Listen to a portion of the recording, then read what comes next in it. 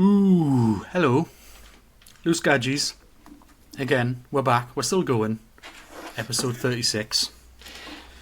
And today is reviewing your beliefs. Do they add value or not? This causes fights. I know it does. I've had these conversations, being the fussy bugger that I am. But Mark's got plenty of examples. Yeah. Yeah, it's interesting because I had a few conversations about this, some with the missus, and it's like you don't get a definitive yes or no on this. You basically get the question of, have you asked yourself the question, do they serve you well or do they not serve you well? And as long as you understand them, you can then make that decision to either change them or not change them. I personally believe I've changed a lot of what I've been taught or have a belief or have a frame of reference, whatever you want to call it, since I was young. And we can have some fun with Geordie beliefs and values. We've got to have, we've done some already about Sunday dinner and stuff like that. Yeah. They're not all necessarily based on knowledge. And knowledge always counters belief. They're like, there was someone on the telly saying that, that you believe in God, but you know something about science, right? Yeah. That there is that we say believe for a reason, and people quite often pass it off as just part of the sentence. Do you believe in that? Well, do you know what you're actually saying when you say belief? And you can counter that with knowledge, right? And quite often, especially up here, you get my mum's response. Well.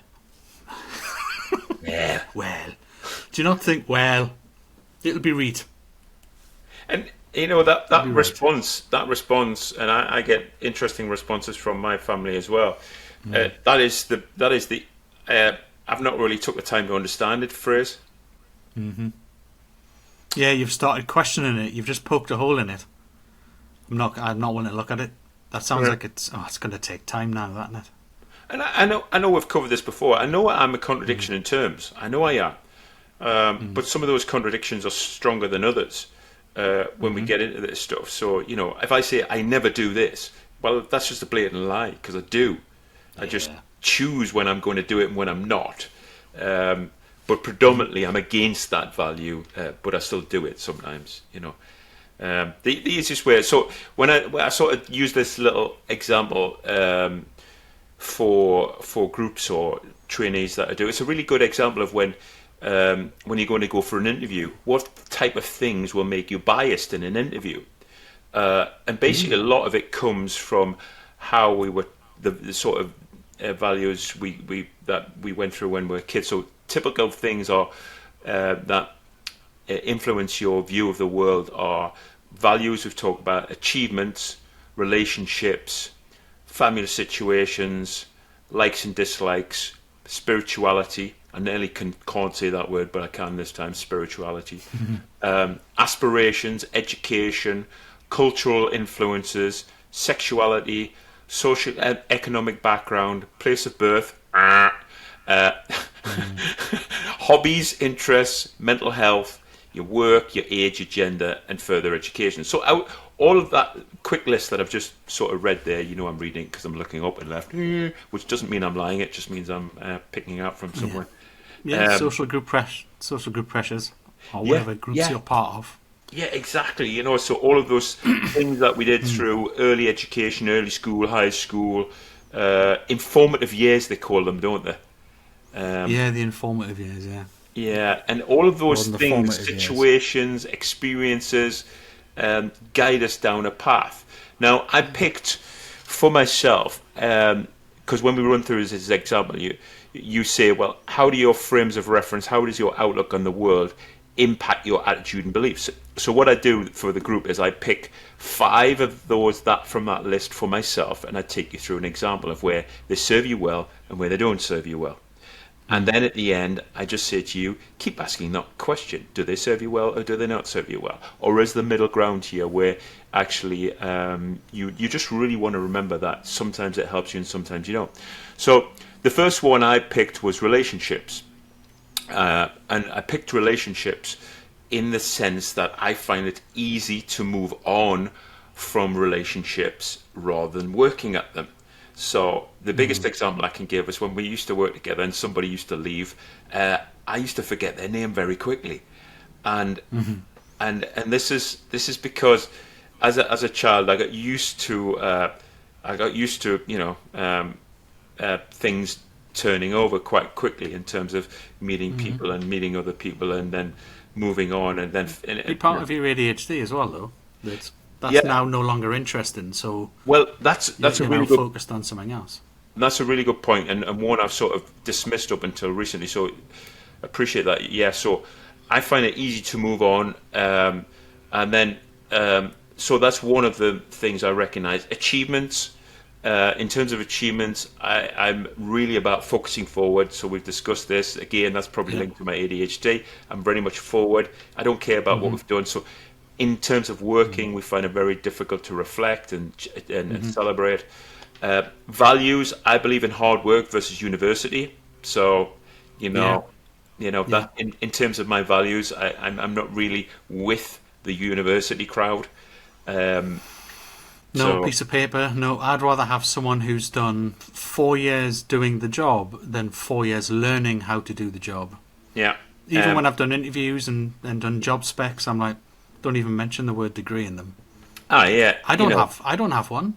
I've had decades in IT and I don't have a degree in it. We know now, from when I was talking about somebody about this recently, and when I was that age, it was probably 5% went to university, if that. It was seen as this elitist thing, whereas now it's Tony Blair's fault, isn't it? Yeah, well now everybody's going, therefore has it devalued the function or the process or the 4 years. Well, especially when a university's just released the psychology of I still believe you're not going to get on if you don't go. You're going to struggle. But the psychology of Taylor Swift. That was it. Yeah, that's a new course, isn't it? Yeah. What the hell is that? Yeah. There was one about David Beckham as well, and I think, well, I'm not saying there's nothing to learn about it, but as a module in your degree, unless your degree's something to do with marketing or music or so, I don't know, but I don't know. There has been a whole thing in the news about the value of the degrees people are coming out with, and I know Stu went for history because he went, it's just a good general degree. People know that I can stick to a project. They'll know that my levels of English and maths are of a certain X, Y, or Z. So it's just a generally accepted degree just to show that I have a certain level of performance. Yeah. Is it right? Yeah. Right. So it's just a tool. It's not like for me, qualifications are just to get your next qualification. Your GCSEs are to get your A-levels. Your A-levels are to get your degree or your HND. Your degrees to get your masters. And your masters is to get your PhD. So it's a way of you being rated along the way to see whether you can be accepted on the next one. So what we're doing now is we're assessing that value, right now, and so there's a left and a right, and me and you are probably on one side, and a lot of people on the other side of that value. Yeah, and I admit I may be a bit biased because that's just the way I was brought up. So you've got to graft it out, you've got to learn. I'm more about apprenticeships than degrees. I'd rather have someone learning on the job, and coming out with an apprenticeship at the end. Yeah, the others, the fourth one is respect elders and authority, and the way that's affected me, I tend to back down too early from sort of elders and authority, and I think it comes, let's take Grandad used to say, children should be seen and not heard, so you sort of respect that, and then you back down. And the last one is justice and fairness, which I know we both have. So I hate the big boys winning. So the banks, building societies, shops, I hate it, and it probably comes from not having too much money when you were a kid, and thinking that you were oppressed by the organisation and the society of these big knobs. Yeah. My folks grafted for everything. Yeah. Now, what you do then is you sort of you take each of those headers: relationships, achievements, values, respecting elders, and justice and fairness. And now you start saying, how you see the world on those? How does it limit your listening? So the way I sort of put it is, in terms of relationships, can I sort of change my mind, or is it fixed towards the end? So can I change my mind? So a lot of the times when we were thinking about dismissing somebody, it was just in my head, right? But dismissing them and then we're gone. But in hindsight, you could have said, is there an opportunity to elongate this relationship a little bit more and work at it and do a little bit more and move them down more, turn them around? Yeah, training, education, rather than dismissal. So that's where I might have sort of reframed that. Elders and authority, they could be fundamentally wrong, and I'm backing down, so they could be wrong, and I'm backing down easily because I respect them too much. So we've got to be careful on that. There is that, and they could be using knowledge that's out of date. And we've worked with some elders that, for some reason, don't respect new knowledge. Yeah. And it is what it is. And well, no, this thing's changed, that thing's changed. So maybe there's room for respecting who they are and what they've achieved, but you can question their knowledge. Yeah. That's not disrespectful, is it? No, but my default, because of the way I was brought up, was I was the same. Question once, never twice. Yeah, there was. I mean, where we're from, there was always a de facto head of the family, right? Mm-hmm. You always knew who the chief was. Yeah. In the family, in your local unit, in your house, but also of the family. Yeah. Or the matriarch. And there was a decree. This is happening. Yeah. And you're like, ooh. And that would be passed down to the next person. It would be. We all know who it is. Some of that's still there. Yeah. We all know who it is in our families, don't we? We know who the next in line is. Yeah. Yeah. Yeah. And then I sort of had, on how it might help in terms of values and hard work in university, I had intelligence versus common sense. And sort of have to be careful on that, because... Street smarts versus book smarts. Yeah, can't change a plug. Can't change a plug. Aye. Can got all these... Can do Pythagoras theorem, but can't change a plug. Well, this has all been my argument with the degree debate is you can learn things rote, right? So you could sit there and memorize a whole bunch of books.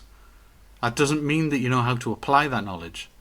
So you can go and... It's the difference between learning all of the commands in a programming language and actually writing a script to make things work. If you've learned the language and you learned what it can do and you've learned it in isolation, have you been out in the real world and known how, somebody else might have written something rubbish which affects the way your thing works, but you don't know why your thing's not working properly, but it's because somebody else just wasn't very good at it or was a bit lazy. So learning things in a very sterile environment where you're just learning it from the book, the way you go, I'd treasure physical experience, actual experience over that sort of thing. Like, rather than book smarts, I'd rather have street smarts. Yeah. It's not for everybody, but we tend to be on that side of the fence. The others would say, I've got the degree, but I can learn how to change a plug. Okay, that's fair enough. Yeah, you could go and read the manual like you did when you were learning your degree, if everything's in the manual. Yeah. And then on the big boys, I just put, I don't like... the big boys are just out to rip you off, but, fundamentally that's just a lack of trust from me on the big boys, and some of them aren't out to rip you off.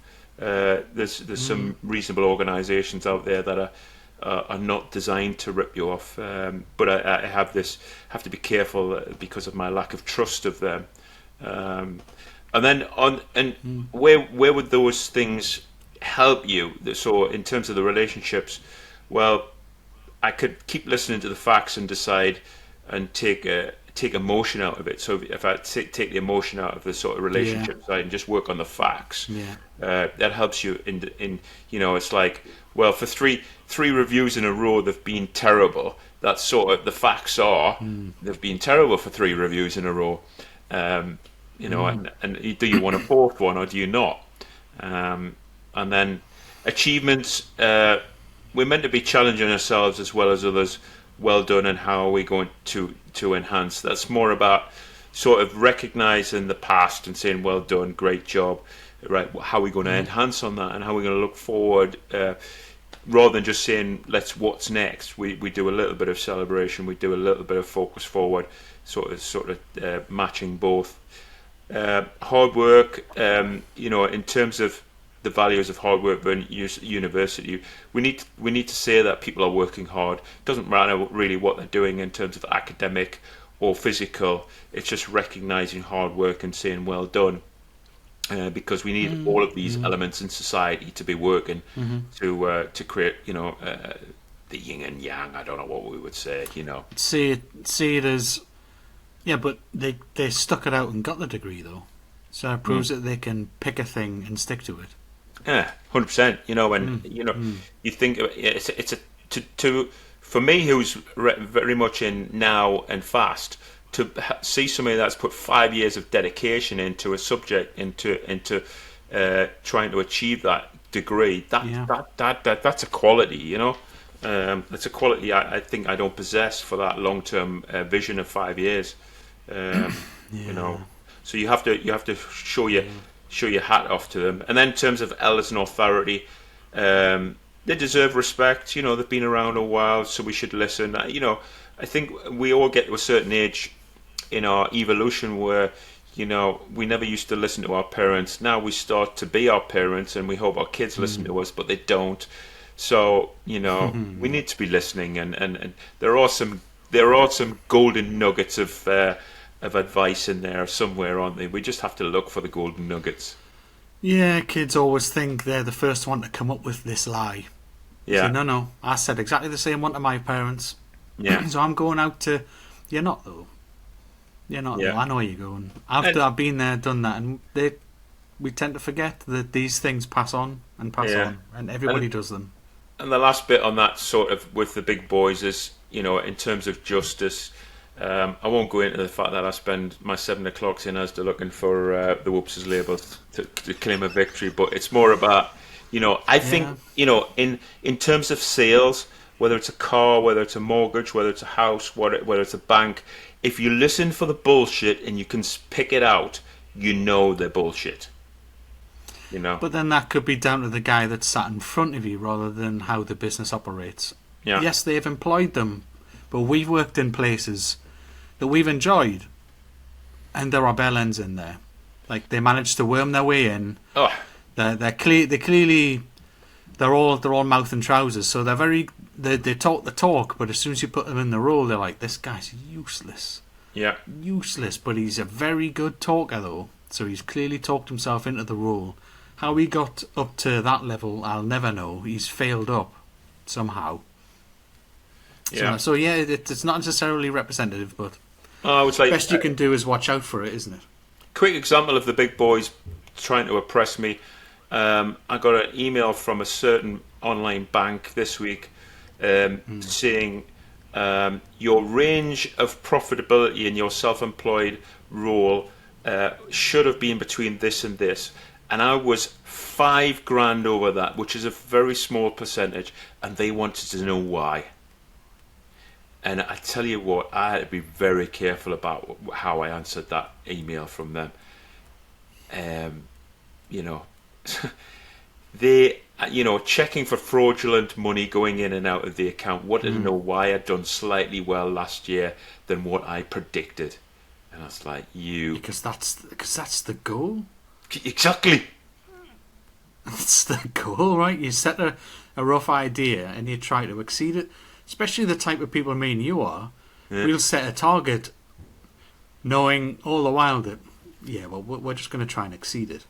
So I ended up doing a very political answer back saying, yes, I did particularly well last year, but my 3-year average forecast is significantly less than that.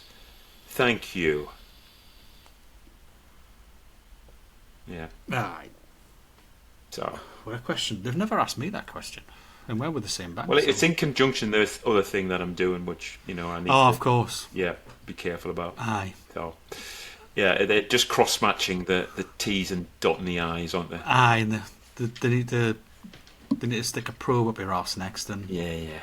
But yeah, so that you've got all 5 tools. It's just a quick model which says, why do I think this way on certain subjects, and is it serving me well, or do I need to be aware that in certain situations it helps me, but it also hinders me in other situations, and just be aware. Be aware of how your life experience can affect the small things, not just the big things, or